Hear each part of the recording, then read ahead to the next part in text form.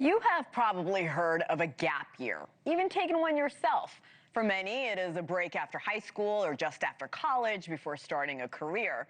But now, more and more adults are using it as a career break or a chance to decompress from the stresses of daily life. Taking weeks, months, a year, maybe more to travel and see the world.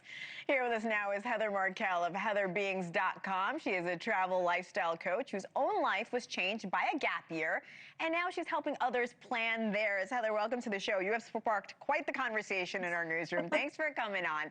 Let's talk about your gap year. It's now turned into multiple years of adventure. You started in 2018. You visited more than 40 countries. I am so jealous. How did this journey start? Where has it taken you since? Sure. So back in 2017, I was sitting in my telecommunications career of over 25 years, thinking there has to be more to life than sitting at a desk for 20 more years. And so making a longer story short, I quit my job, planning a 6-month career break. And 8 years later, I've been to, like you said, 42 countries. I'm in Canada right now, actually. And I have been on a journey that has been so spectacular, and one that I am so glad that I get to look back on later in life as having the courage to have taken. I'm looking at your pictures and quite the adventure you've been on. It really looks incredible.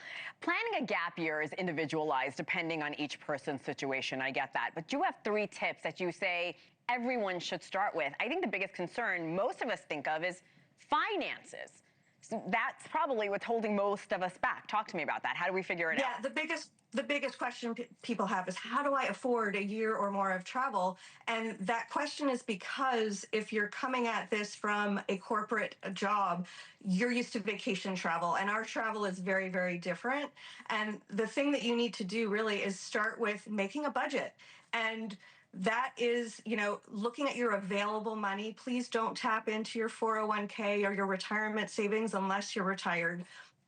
Look at what amount of money do you have, how long do you want to travel, and then you can start matching that with places in the world that allow you to align with that budget.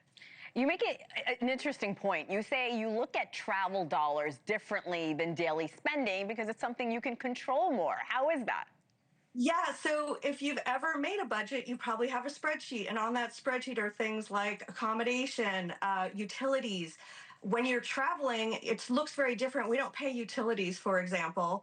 And in a fixed life, if you have a $2,000 rent per month, you have to pay it until the end of your contract, whether or not you're in your apartment. But when we're traveling, we get to choose day by day, week by week, month by month, exactly how much we want to spend.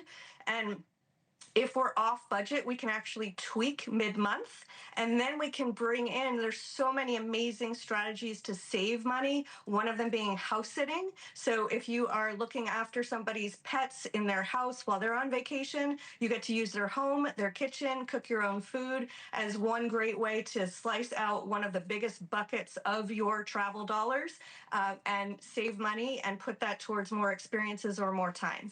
Your next tip is transition out of your current life. Talk to me about that process. I look at this whole lifestyle as a financial and emotional and a logistical journey, and you really need to hit each bucket. So we talked a little bit about the finances. Emotionally, you're going to be leaving loved ones behind. What's a plan for you to stay in touch with them and feel in contact? And then logistically, you have a home. Well, what are you going to do with that home while you're traveling? Are you keeping it, selling it? And what about the stuff in it? Are you going to keep it in the accommodation? Are you going to get a storage unit? And then you need to think about things like visas, vaccinations. There's a lot of planning that goes into making the lifestyle happen. All right, last but certainly not least, Heather, plan for your new life is one of your tips. What does that entail? So you need to look at, where are you going?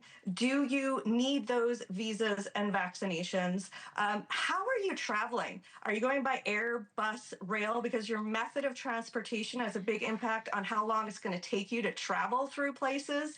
I personally love to plunk down in a continent where I can then, take months to explore. Thank you for watching. Subscribe below and download our NewsNation app right now on your phone, and you will get fact-based, unbiased news for all Americans.